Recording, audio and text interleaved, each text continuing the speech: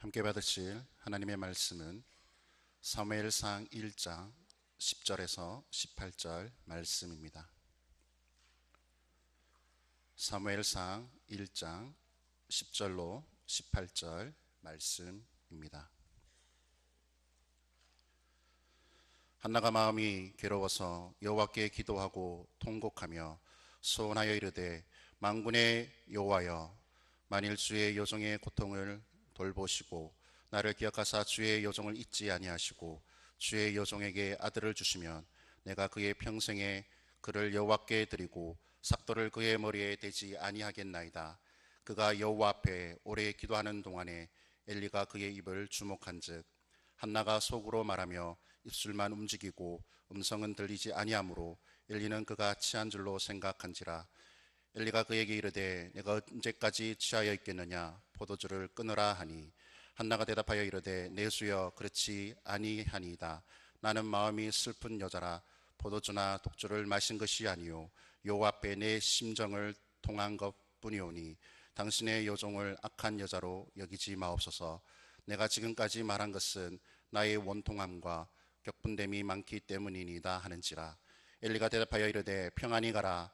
이스라엘 하나님이 내가 기도하여 구한 것을 허락하시기를 원하노라 하니 이르되, 당신의 여종이 당신께 은혜 입기를 원하나이다 하고 가서 먹고 얼굴에 다시는 근심빛이 없었더라.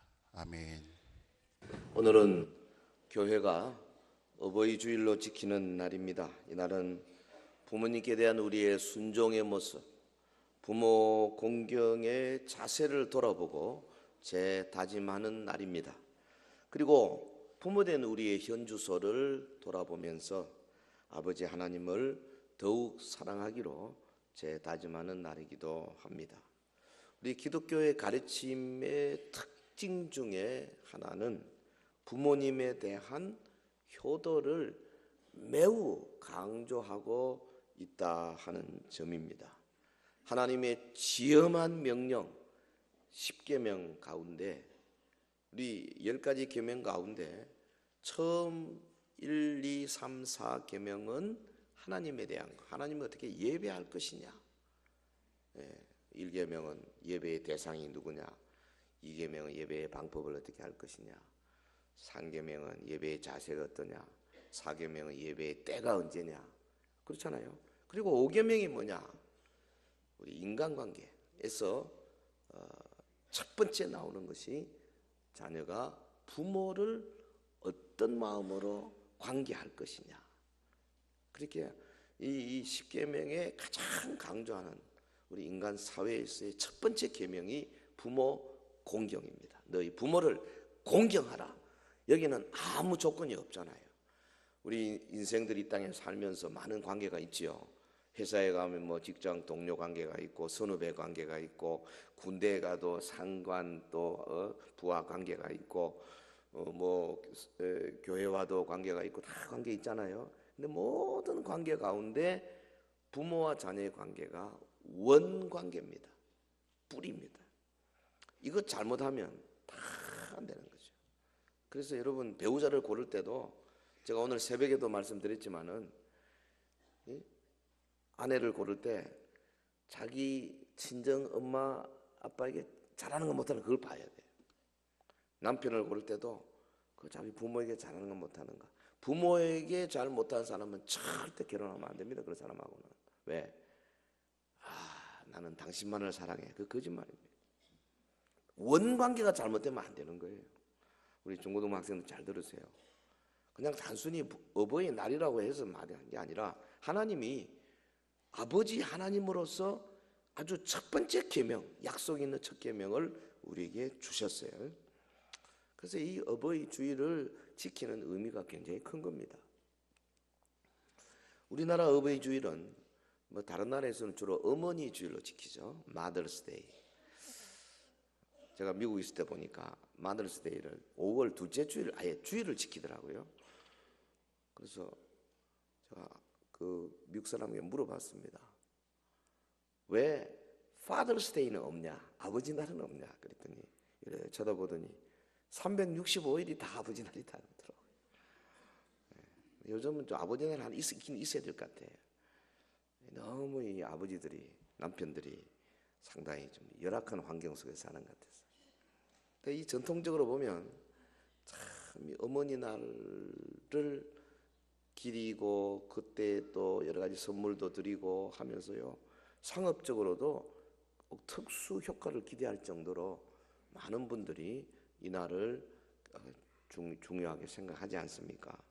100여 년 전에 미국의 어느 그 시골 마을에 한 가난한 과부 아들이 살고 있었는데, 이 과부가 낮에는 이 양계로, 밤에는 삭바느질로 이렇게 열심히 일해서 그 아들을 공부를 시킵니다. 아들이 어머님의 은혜가 너무 감사해서 열심히 공부해서 언제나 1등을 했어요. 그리고 이제 고등학교를 졸업하는데 수석 졸업하게 됐어요. 어머니가 걱정이 생겼습니다. 아들의 졸업식이 다가오는데 그 졸업식 날 가보면 다들 좋은 옷 입고 와서 할 텐데 자기는 변변히 입을 옷 하나 장만한 게 없었어요. 그래서 참 누추한 모습이 아들에게 누가 될까 걱정이 돼가지고 어느 날 그랬어요. 얘야, 내가 네 졸업식에 가기는 가야 되겠는데 갑자기 급한 일이 생겨서 아무래도 가지 못하겠구나. 네가 좀 이해해라. 아들이 뭐 엄마를 붙들고 난리 났습니다. 아니 어머니 없는 졸업식이 나한테 무슨 의미가 있겠습니까? 절대 안 됩니다. 만사 제쳐놓고라도 반드시 참석해야 됩니다. 하도 막 울며 애원을 하니까 어머니가 이제 마지못해서 가겠다고 약속을 했어요. 드디어 졸업식 날이 왔습니다.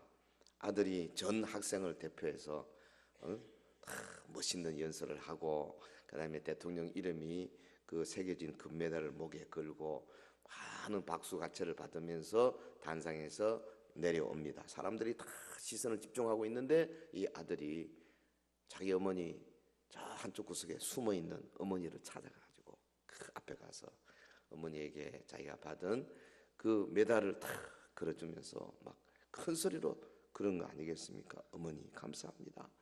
어머니 아니셨으면 제가 오늘 어떻게 이렇게 영광스러운 날을 맞이할 수 있겠습니까?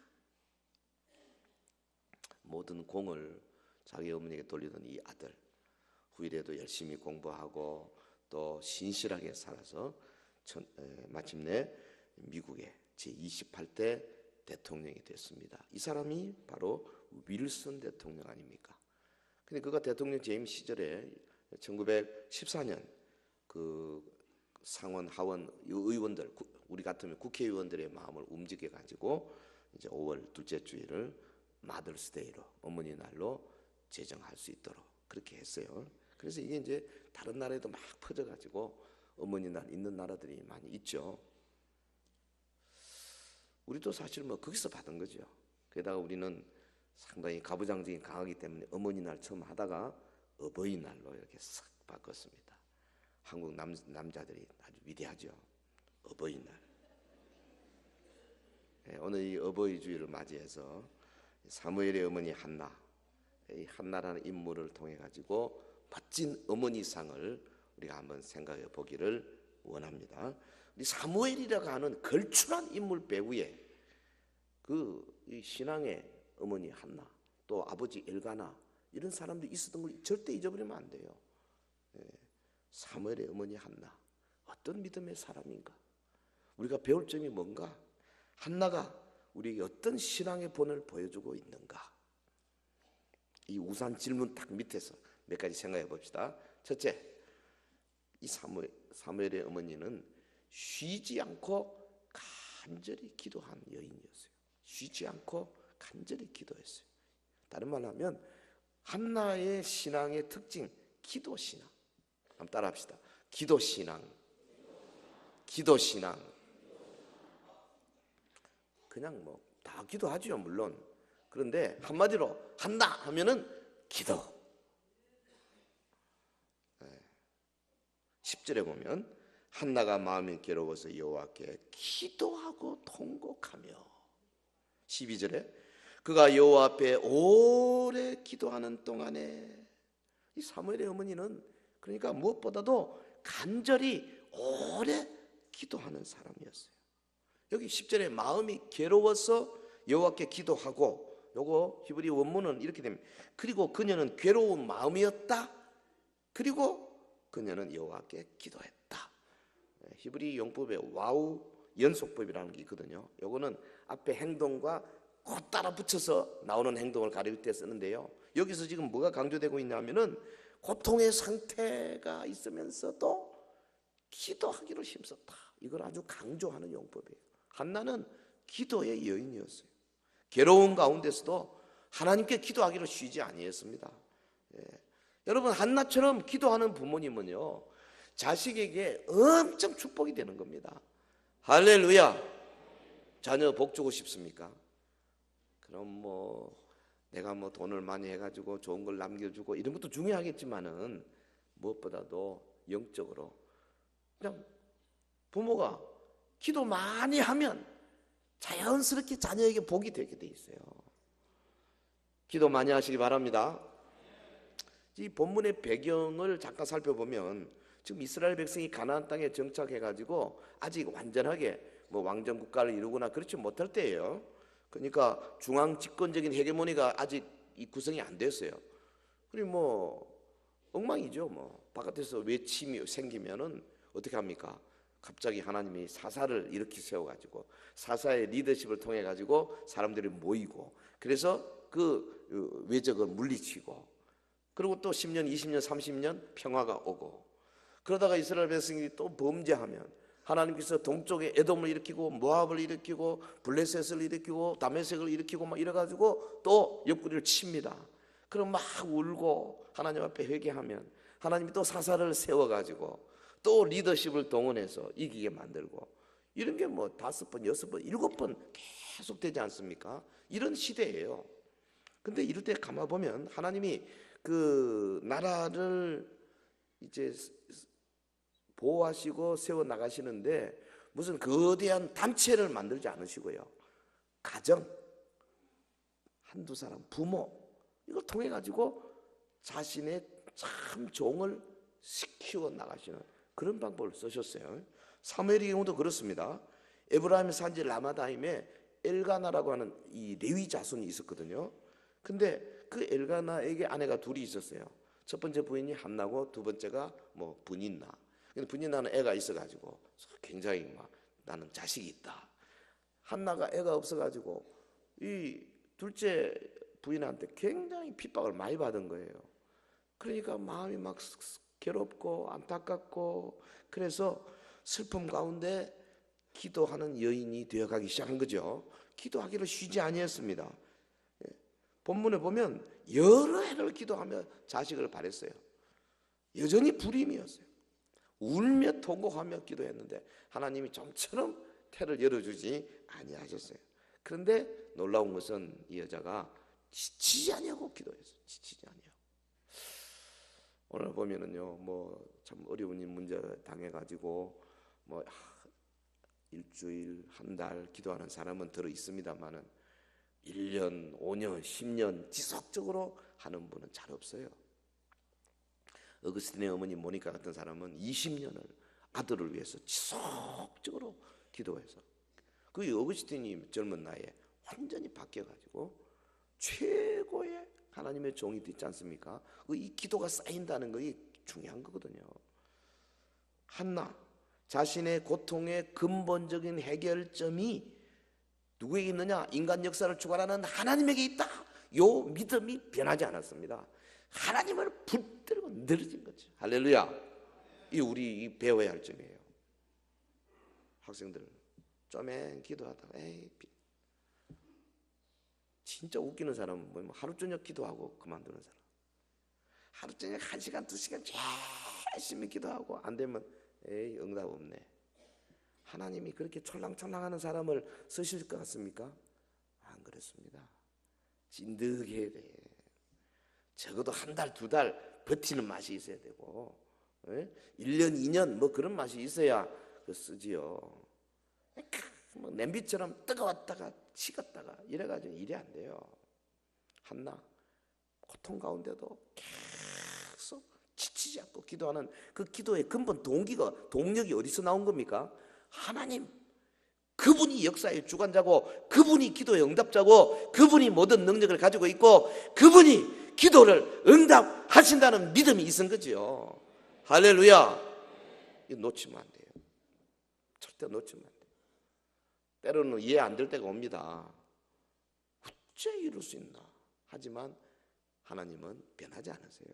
그분은 다 알고 계세요. 하나님의 선한 때가 올 때 역사할 줄로 믿습니다. 끈기 있고 간절한 기도, 이 한나의 기도의 특징 아닙니까? 기도 중에 하나씩 눈물을 흘리고 애통해하고 뭐 그럴 수 있어요. 그런데 마침내 하나님의 마음을 움직이게 된 겁니다. 여러분, 하나님은 한나처럼 솔직하게 정직하게 온 마음을 들여서 기도에 자신의 모든 것을 쏟아 바치는 그런 사람의 기도를 반드시 들어 응답하실 줄 믿습니다.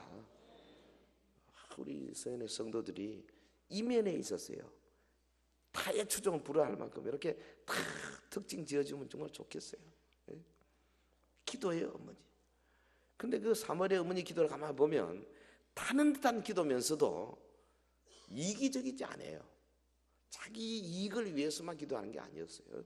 보면 11절에 보면 서원아 이르되 만군의 여호와여 만일 주의 여종의 고통을 돌보시고 나를 기억하사 주의 여종을 잊지 아니하시고 주의 여종에게 아들을 주시면 내가 그의 평생에 그를 여호와께 드리고 삭도를 그의 머리에 대지 아니하겠나이다.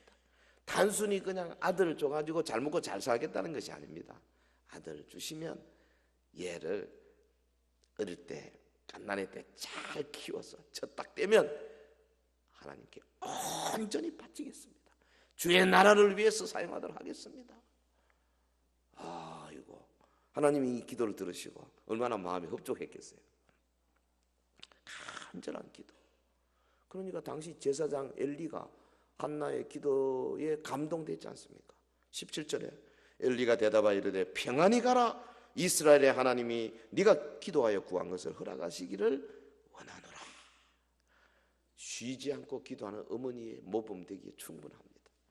우리 서연의 모든 어머니들이 한나처럼 기도의 어머니 되기를 바랍니다. 기도의 아버지 되시기를 주의 이름으로 축원합니다. 마음이 답답하고 괴로울 때 하나님 앞에 나와서 기도해야 됩니다. 하나님은 간절히 기도하는 자의 기도를 반드시 들어주세요. 부모 되신 여러분들, 자녀를 위해서 쉬지 않고 기도하는 부모님의 모습, 그거보다 더 아름다운 모습이 어디 있겠어요? 예. 그리고 부모의 기도를 먹고 자라는 우리 자녀 여러분들, 여러분이 이제는 부모를 위해서 뜨겁게 기도해야 할 때가 오는 겁니다. 성경은 그랬어요. 부모를 공경하라. 근데 부모를 위해서 최고 공경하는 자세가 정말 뜨겁게 부모를 위해서 기도하는 거예요. 건강을 위해서 기도하고 영적인 성장을 위해서 기도하고 우리 부모님 연세 많아도 지혜와 또 명철이 쇠하지 아니하고 끝까지 믿음을 붙들고 그리고 온전히 기도의 어머니로 기도의 아버지로 계시다가 주님 앞에 가는 거, 이거 위해서 기도하셔야 돼요. 아직 믿음을 갖지 못한 부모님을 위해서는 공경의 마음을 약화시키면 안 되고요. 예수 그리스도의 복음을 전하면서 그 마음이 열리고 천국 백성이 되도록 하는 그보다 더 큰 효도가 없을 것입니다. 한나, 기도의 어머니, 우리 모두가 다 지금 여러분 대부분은 부모면서 또 자녀잖아요. 부모로서는 자녀를 위해서 기도하고 또 자녀로서는 부모에게 공경하고 효도하고 기도하고, 그래서 우리 온 서연의 가정들마다 그리스도의 부활의 평강으로 충만하게 되기를 주의 이름으로 축원합니다. 자, 한나의 그 신앙의 모습, 어떤 모습이 우리의 모범인가? 두 번째는 한나는 서원대로 아들을 하나님께 드렸어요. 다른 말로 하면 서원을 지키는 신앙입니다. 보면 11절에 서원하여 이르되 만군의 여호와여 만일 아들을 주시면 내가 그의 평생에 그를 여호와께 드리고 삭도를 그의 머리에 대지 아니하겠나이다. 이 서원했잖아요. 그 아들을 이제 받았거든요. 그래서 아들을 드리면서 28절에 그러므로 나도 그를 여호와께 드리되 그의 평생을 여호와께 드리나이다 하고 그가 거기서 여호와께 경배하니라. 고통의 깊이만큼이나 간절한 서원으로 하나님께 나아가는 성숙한 여인 한나, 그리고 그 서원대로 아들을 하나님께 드리는 이 믿음의 사람 한나는 서원을 지키는 신앙의 소유자였습니다. 근데 그 구약에 보면 남편이 있는 여자의 서원은 그 남편이 동의를 해야 법적 효력이 있다 그랬어요. 민수기 30장에. 그래서 그 본문에도 23절 보면 남편 엘가나의 동의를 얻는데 성공을 합니다. 왜냐하면 이 엘가나가 아내의 인격을 존중하고 또 하나님께 한 서원은 반드시 지켜야 한다는 소신을 가진 신앙의 성숙한 사람이었거든요. 하나님께서 한나에게 아들을 주심으로 기도에 응답하십니다. 19절, 엘가나가 그의 아내 한나와 동침하며 여호와께서 그를 생각하신지라. 하나님이 생각하면 이루어지는 거죠. 할렐루야. 하나님이 어느 집사님을 생각하면 이루어져 버려요. 아이고 대단하죠. 그러니까 우리가 하나님의 관심을 끌어야 돼요. 최고 중요한 겁니다. 누가 하나님의 관심을 끄느냐? 하나님의 마음에 드는 간절한 기도의 사람 아니겠습니까? 한나가 아들을 낳았어요. 그리고 아들의 이름을 사무엘 그렇게 했죠. 엘은 뭐죠? 엘로힘 하나님이죠. 사무 샤마의 동사거든요. 샤마 듣다. 하나님께서 들으셨다. 벌써 아들 이름을 사무엘 이렇게 붙일 때 그 믿음이 들어있는 겁니다. 하나님이 내 기도를 들으셨구나. 그래서 아들을 부르면서 사무엘아 부르면 하나님이 내 기도를 들으셨다. 이게 되지 않습니까? 여러분 자녀들 이름 잘 지으셔야 돼요. 네? 저는 그 아들 이름을 용희 이러죠. 녹여서 빛내라. 그래. 지금 생각하면 잘 지었다 싶어요. 너는 이 어두운 세상 녹아져라. 그리고 촛불처럼 빛을 내라. 오죽하면은 부모가 막 자녀 이름도 못 지어가지고 사카 쓴 사람한테 가가지고 이런 좀 지어주세요. 아이고 그리스도인은 그러면 안 돼요. 성명 철학관 근데 그 기웃거리면 안 된다고요. 참 자신 없으면 저한테 오세요. 안 그러면 저 우리 공석균 장로한테 가십시오. 한자말 아주 멋진 말, 성경적인 말 얼마든지 좋은 거 많아요. 할렐루야. 사무엘 벌써 한나의 이 믿음이 그 이름에서 나타납니다. 저희 큰 누님은 아들 이름을 짓는데 김씨거든요. 남편이 사무엘, 김사무엘 근데 너무 기니까 사자를 싹 빼버리고 김무엘 이렇게 지었어요. 제가 그때 한마디 했습니다. 김무엘은 아무 뜻이 없는데 근데 요즘 자꾸 무에라 부르니까 좋아요 또. 걔가 얼마나 신앙이 좋은지요. 그 이름 때문에 사무엘처럼. 그래가지고 지금 저 우리 기독교 단체에서 만든 유일한 교도소 있지 않습니까? 거기 지금 과장으로 아주 책임자죠. 10몇 년 됐어요. 일한 지.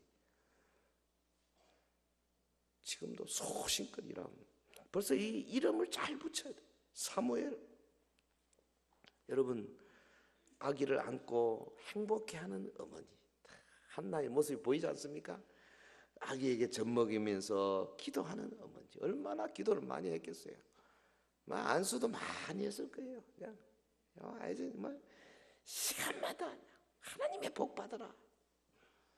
참 저는 그게 좀 억울해요. 애 막 갓 나오나 그때 제가 믿음이 좀 약해가지고 흔들흔들 할 때가 되는가. 얘를 안고 기도를 많이 해줬어야 되는데 그래서 막 한 4살 크고 나서 그때 정신 차려가지고 사실은요 갓난애 때 제일 중요합니다. 첫 예배 와서 안수 받는 거 오늘은 없는지 모르겠는데 중요합니다. 한나 아이를 안고 젖 먹이면서 아이를 위해서 기도하고 아이에게 알아듣든 모르든 말씀도 잘 가르쳤지 않겠습니까? 그러고 나서 저절을 딱 떼고 어떻게 했습니까? 서원한 대로 실로에 있는 그 성막 찾아왔죠. 엘리 제사장에게 와서 귀하고 자기의 분신이죠. 생명과 같은 아들을 탁 맡기고 그리고 돌아서는 자세. 그 쉬운 거 아닙니다. 그때는 급해서 서운했다 하더라도 기왕 아들 안고 나면 또 안 내놓는 게 인간 마음이거든요. 엄마가. 이게 쉬운 게 아니에요. 사무엘의 어머니가 서원대로 아들을 하나님께 드리는 이 모습. 그의 서원이 무엇입니까? 아들을 주시면 삭도를 머리에 대지 않겠습니다. 이거 나실인의 규례거든요. 완전히 구별해버리는 겁니다. 그러니까 하나님께 일생을 온전히 바쳐서 하나님의 뜻대로 살도록 하겠다는 헌신이거든요. 한나, 내 아들의 평생을 여호와께 드리나이다. 이 신앙, 하나님이 그 어머니의 신앙을 크게 보신 겁니다. 이 여자는 하나님께 드린 그 서원을 지키기 위해서 아마도 인간적으로 보면 가슴이 찢어지는 그런 아픔을 가지면서 아이를 맡기고 뒤돌아섰을 거예요. 여러분, 하나님께 약속한 것 중요해요. 오늘 이 시대도 이런 구절이 그대로 응용이 돼야 되는 겁니다.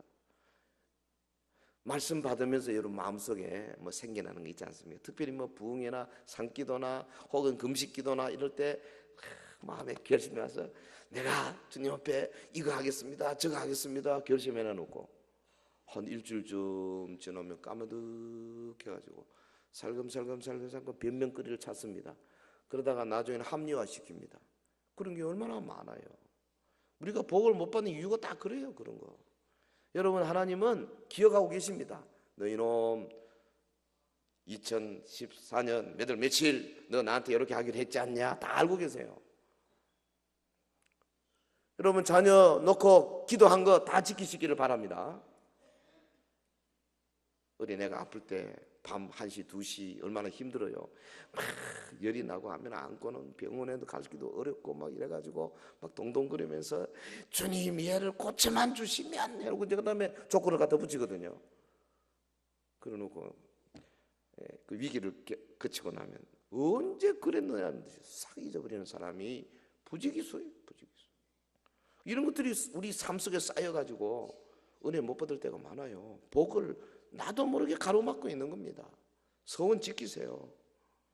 혹시 여러분 이거 좀 더 확대 해석하면 교회도 마찬가지예요. 은혜 받고 내가 주의 몸된 교회를 위해서 이거 하겠습니다 작정해 놓은 거 꼭 지키세요. 살그머니 해 지났으니까 뭐 지난 해는 무효다 이러고 끝내지 말고 전도에 헌금 작정한 거 다 내세요. 몇 년 전 것도 다 하는 게 좋아요. 여러분은 잊어버려도 하나님은 안 잊어버린다고요. 이 신앙이라는 게 그런 겁니다. 정직하고 순수하고 신실하고 변하지 아니하나, 이게 참 중요한 거예요. 인간과의 약속도 지켜야 되지 않습니까? 여러분, 어떤 분에게 돈 빌렸으면 그거 꼭 갚아야 되잖아요. 10년이든 20년이 되든. 하나님과의 관계는 그보다 더 크고 더 중요한 거예요. 특별히 은혜 받고 주로 예배 때 말씀 통해 가지고 뭘 받지 않습니까? 저는 이렇게 생각해요. 정상적으로 우리 거듭난 사람, 은혜 받은 사람, 몸된 교회에 와서 예배 드릴 때에 지금 이렇게 분위기 딱 좋게 예배 드리는데 30분 40분 메시지가 계속 나가잖아요. 그 메시지가 그냥 뭐 후왕 때 옛날 이야기 아니지 않습니까? 모든 말씀에는 반드시 적용이 있고 그 적용은 각자에게 다 해당이 되거든요. 이렇게 해야 된다, 저렇게 해야 된다. 그러면 성령께서 그 말씀을 가지고 여러분 속에 뭔가 심어주시면 그 응답이 있거든요. 아, 그렇다, 내가 해야 되겠구나. 금년에는 기필코 내가 성경 1독은 해야 되겠구나 결심했잖아요. 그럼 지키시라고. 끝내지 말고. 저도 예전에 그런 때가 있어요. 금년에 제가 5독은 반드시 합니다 했는데 아이고 아무리 노력해도 이게 3독을 넘어서지는 못하는 거예요. 11월쯤 됐는데 이거 어떡하면 좋냐. 2독을 더 해야 되는데 죽을 뻔했습니다. 그거 지킨다고. 근데 물론 율법적으로 지키라는 말은 아니에요. 자기가 마음에 우러나오더라고. 어찌됐든 작은 것 같지만은 그런 거 하나라도 제대로 하려고 할 때에 하나님께서 또 다른 많은 요소에 역사하여 주실 줄로 믿습니다. 서원 지키세요. 한나 벌써 이 자세가 돼 있어요. 엘리 제사장 앞에 나와서 그 말할 때도 보면은 나의 주여 15절에 그랬죠. 그 다음에 18절에 당신의 여종이, 벌써 이 겸손한 자세잖아요. 하나님의 종에 대한 겸손한 자세, 이런 마음이 벌써 신앙과에 다 연결되어 있어요. 그래서 엘리가 사실 그때 보면은 영적으로 뭐 그렇게 우수한 사람이 아니었던 것 같아요. 한나가 기도하는 것도 못 알아보고 너 왜 자꾸 술 취해 그러냐, 그럴 정도였거든요. 그런데 엘리 제사장이 평안히 가라 하니까는 한나가 뭐라 그랬어요? 18절에 가서 먹고 얼굴에 다시는 근심 빛이 없더라. 주의 종이 한마디 딱 하니까 그것을 그대로 하나님 말씀 받아들이고 아멘 하니까는 슬픈 기색도 없었어요. 아직 기도 응답 받기 전인데도. 이게 믿음 아닙니까? 하나님은 이런 사람을 크게 쓰신다니까요. 여러분, 아무나 사무엘의 어머니가 되는 것이 아닙니다. 아무나 예수님의 육신의 어머니 마리아가 되는 것이 아니다 그 말이에요. 하나님은 겸손한 자, 하나님께 한 약속을 철저히 지키는 자를 사용할 줄로 믿습니다. 그래서 24절에 보면 아이를 하나님 주셨을 때 풍성한 재물을 가지고 성소를 찾습니다. 율법에 명기하고 있는 분량의 3배가량 준비했어요. 하나님의 약속을 성실히 지키는 그들을 크게 복 주십니다. 그래서 하나님이 한나에게, 그 애를 못 낳아서 고생하던 한나에게 나중에 어떻게 됐습니까? 2장 21절에 보면 3 아들, 그 다음에 2 딸 더 줬어요. 엄청난 복을 받았습니다.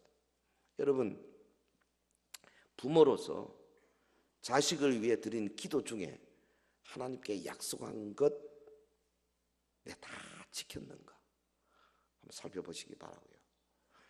또 성도로서 어려울 때, 고난을 당했을 때, 급할 때 하나님께 드린 기도 중에 약속한 거 있으면 내가 다 이행했는가 돌아보시기를 바랍니다. 할렐루야. 다른 지방에 살다가 그 교회 섬기다가 그게 뭐 건축 약속해놨다가 그러면 뭐 헌금도 안 하고 이사 왔습니다. 그리고 그냥 입 싹 씻지 마시고 가 헌금해요. 가서 그 교회가 없어지면 여기 새로운 교회라도 해요. 하나님께 드리라고. 그런 정도의 마음의 자세. 뭐 그거 안 했다고 지옥 가는 거 아닙니다만은 하나님과의 관계에서 정말 주님을 깨끗하게 섬기려고 하는 그런 열심이 있을 때 그것이 다른 데도 다 영향을 미치게 돼 있다고 말이죠. 서운을 이행한 사무엘의 어머니 한나, 우리의 영원한 모범입니다. 자, 우선 질문, 한나의 어떤 모범을 우리가 본봐야 되겠는가? 3번째가 뭐냐? 한나는 찬송 신앙을 가진 사람, 쉬지 않고 하나님을 찬송했어요. 기도의 사람일 뿐 아니라 찬송의 사람. 이 본서 2장 그게 1절부터 10절까지 보면 한나의 기도가 나오지 않습니까? 아들을 주신 하나님께 대한 감사 노래입니다. 절대 주권을, 하나님의 절대 주권을 인정하는 믿음이 그 안에 들어있고 기쁨과 감사로 충만합니다. 빛이 나는 한 여인의 기도였습니다만, 그러나 한 여인의 기도를 넘어서 이제는 이스라엘 전체의 기도. 그래서 이거를 보통 구약교회의 송가다 그렇게 이름 짓습니다. 하나님의 뜻대로 이스라엘을 통치할 왕에 대한 예언이 요 안에 들어가 있어요. 이분이 기쁨으로 응답을 주신 하나님께 찬송하면서 성령으로 충만하다 보니까 메시아에 대한 예언까지 요 안에 다 찬송 안에 들어가도록 하나님이 그렇게 섭리하셨죠. 이 노래가 신약에서 예수님의 어머니 마리아의 그 창가, 마리아의 창가가 창가의 모체가 된 겁니다. 누가복음 1장 46절 이하에서 마리아가 성령 충만해서 한나의 찬송과 유사한 노래를 불렀는데요. 이것이 신약 성도들의 신앙 고백적인 노래의 모범이 된 겁니다. 한나는 찬송 신앙을 가진 사람이었어요. 여러분, 찬송하는 성도가 하나님을 기쁘시게 하는 줄 믿습니다. 찬송, 찬양하는 부모, 하나님께 그리고 자녀들에게도 참 귀한 모범을 줄 수 있어요. 노래를 잘해요. 어떤 분들 보면 교회 딱 와서는 찬송을 잘해. CCM 가수 노래도 잘하고 뭐 찬송은 물론 다 잘하고 가스펠 성도 잘하는데 집에만 가면 세상만 나가면 찬송은 싹 없어지고 뭐 이미자 노래나 뭐 조용필이 노래나 이런 것만 좋아하는 사람이 있어요. 네. 한 번씩 이제 어디 뭐 교회 성도들 버스로 이렇게 놀러 갔다가 갈 때는 잘 안 하죠. 올 때 약간 이제 마음이 헐거워져 가지고 목사가 앞에 앉아 있으면 목사님 찬송 말고도 해도 되지요? 뭐라 그러겠어요? 알아서 하십시오. 그러면 아이고 저분이 저런 모습이 있었나? 별게 다 나와요. 별게. 뭐 좋아요. 뭐 그럴 수 있습니다. 근데 그건 어쩌다 하는 것이지. 통상 설거지하면서 그런 노래 하면 안 돼요. 뭐가 해야 됩니까? 설거지하면서 찬송해야 돼. 찬송. 예? 그게 삶에 배어야 된다 그 말이에요. 찬송이. 우리 찬송 좋은 게 얼마나 많아요. 뭐 많지요. 내 영혼이 은총 입어. 뭐 접시 100개는 닦겠다. 그것만 얼마든지 할 수. 평소에 앉아서도 그런 노래를 많이 부르세요. 또 요즘 가스펠성 좋은 것도 많잖아요. 요즘 나오는 노래는 너무 어려워가지고 이게 막 밀고 땡겨가지고 못 따라가겠는데 옛날 노래 아주 4분음표 착착 있는 거 이런 거 참 좋아요. 영감 있고 찬송을 많이 하시죠. 그래야 아이들이요 꼬마 때 배웁니다. 저희 애 키울 때 한 번은 저 동해 가는데 차에서 그때 그 조영남이 불렀나 나는 살리라 부활의 노래인데 그걸 한번 가르쳤더니 이 아들놈이 막 이 조카하고 둘이서 얼마 몇 시간을 그걸만 부르고 가더라고요. 5살짜리 애가 목청을 돋아가지고 나는 살리라.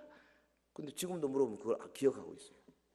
부활 나는 죽었다가 살 것이다 이런 노래를요 막 취미로 불러버리니까 삶 전체에 강력한 힘이 되는 겁니다. 찬양 그렇게 해야 된다고 말이죠. 할렐루야. 부모 여러분들 찬송의 모범이 돼야 돼요. 여기 지금 한나의 찬양 보면은 하나님의 사역과 속성을 구체적으로 노래하고 있어요.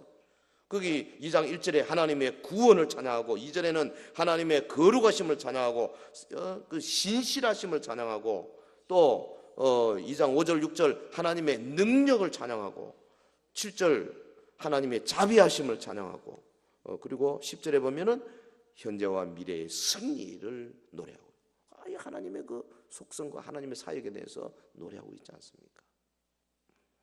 우리 찬양에 분명한 방향이 있어야 돼요. 방향. 저는 찬양할 때 가능하면 우리 그 전도 집회 때 부르는 찬송 그거보다는 수직적으로 하나님을 향한 찬양을 많이 부르기를 권면합니다. 예? 주님이 위대하십니다.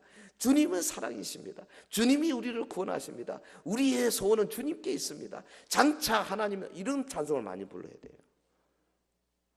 그게 뭐 은혜 주시니까 내가 어떻고 내 마음이 편하고 이런 것보다 하나님을 노래하는 거 많이 부르십시오. 그래서 아이들 하여금 모든 신앙의 방향이 천국을 향할 수 있도록 그렇게 만들어내야 돼요. 할렐루야. 이거 1절씩이 안 됩니다. 삶에서 나와야 돼요. 1년, 2년, 5년, 10년 이렇게 애를 키우다 보면 자녀들이 저절로 관에 들어가는 거예요.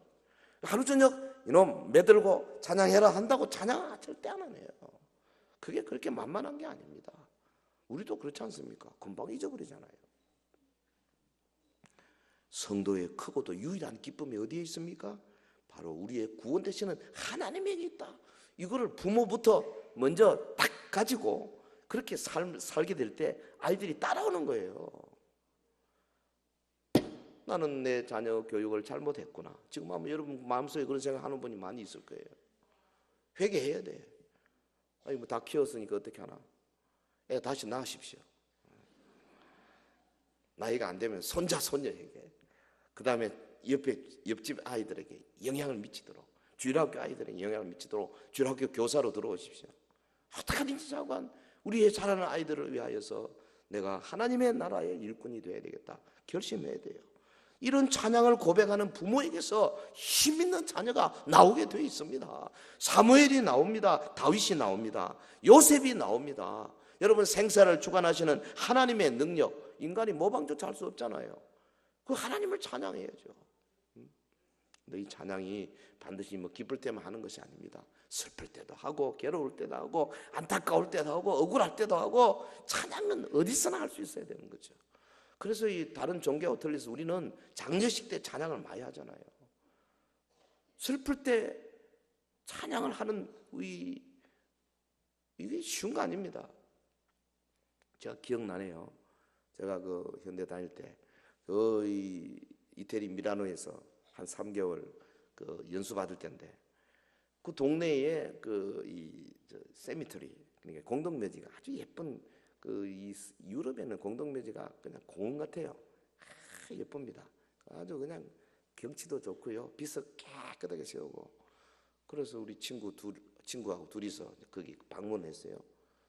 너무 예쁘고 너무 좋아서 우리 공동묘지 보다가 거기 가보니까 저절로 노래가 나오는 거예요.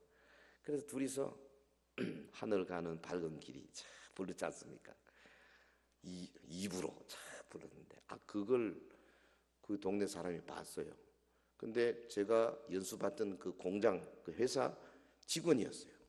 그 다음 날 딱 가니까 저를 찾아왔어요. 막 아우유를 하는 거예요.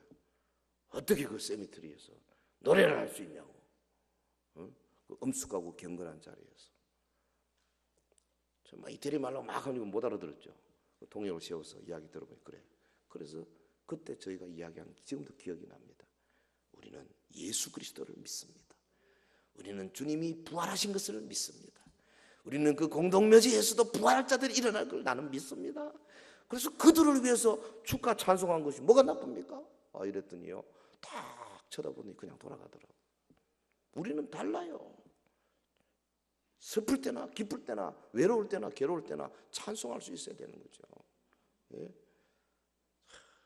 한나의 찬양 쉬운 거 아닙니다. 아이를 떼내놓고 돌아서면서 찢어지는 가슴이지만은 그러나 여호와 하나님 그분이 온 세상을 주관하시고 마침내 메시아를 보내셔서 이 땅을 구원하실 것이라는 이 위대한 찬양을 하는 그런 모습. 우리가 뭐 그 수준까지는 못 되더라도 적어도 이 땅에 살면서 주님이 장차 우리에게 주실 그 위대한 면류관을 바라보고 찬송할 수 있는 여유를 가질 줄 아는 그런 믿음을 가지시기를 주의 이름으로 축원합니다. 사랑하는 성도 여러분, 하나님의 뜻은 성경 말씀에 명확합니다. 그 중에서도 특히 십계명 속에 드러나 있잖아요. 처음에 제가 말한 것처럼 부모 공경, 요 인간관계를 위한 첫 번째 계명인데요. 이것은 사실 우리 모두가 다 부모면서 자녀잖아요. 부모로서 자녀에게 모범을 보여야 되고 자녀로서 부모를 공경해야 돼요. 이게 같이 가는 거죠. 에베소 6장 1절 자녀들아 너희 부모를 주 안에서 순종하라 이것이 옳으니라. 네 아버지와 어머니를 공경하라 이것이 약속 있는 첫 계명이니 이는 내가 잘되고 땅에서 장수하리라. 우리 주님은 이 부모 공경에 그 축복을 주신 다음에 그 다음에 뭐라 그랬습니까? 땅에서 잘되고 오래 살 것이다. 제일 좋은 거 두 개를 부모 공경에다가 딱 붙여놨습니다. 여러분 자녀를 잘되게 하고 싶습니까? 공경하게 만드십시오. 부모 자녀를 오래 살게 만들고 싶습니까? 부모 공경하게 만드시라고. 이건 공경해라이 한다고 공경 안 합니다. 애들이 요 중고등부 애들 보고 엄마가 와가지고 네 엄마를 공경해라이 한다고 공경하냐? 안 합니다. 어떻게 해야 됩니까? 마음 깊은 곳에서부터 자기도 모르게 공경하는 마음이 올라오도록 모범을 보여야 된다고. 그러려면은 자녀를 위해서 기도 많이 하십시오. 그리고 하나님 앞에 서운한 것은 때로는 아까운 생각이 들더라도 지키십시오. 그리고 삶 속에 어려울 때나 기쁠 때나 항상 찬송하십시오. 그러면서 그 가정을 그리스도의 부활의 평강이 충분히 넘치도록 만드는 일에 앞장서십시오. 그러면 자녀들은 저절로 따라올 겁니다. 우리 온 서인의 가정들이 들려오는 소식이 다 부모 공경, 또 부모는 자녀를 노엽게 하지 아니하고 그 신앙으로 양육 잘하고 매일 가정예배 찬송이 막 울려 퍼지고 들려오는 소문마다 잘 되는 소문, 장수하는 소문들이 점점 번져가게 되기를 예수 이름으로 축원합니다. 축원합니다. 기도하겠습니다. 우리 다 같이 한번 합심해서 기도하는 시간 갖겠습니다. 말씀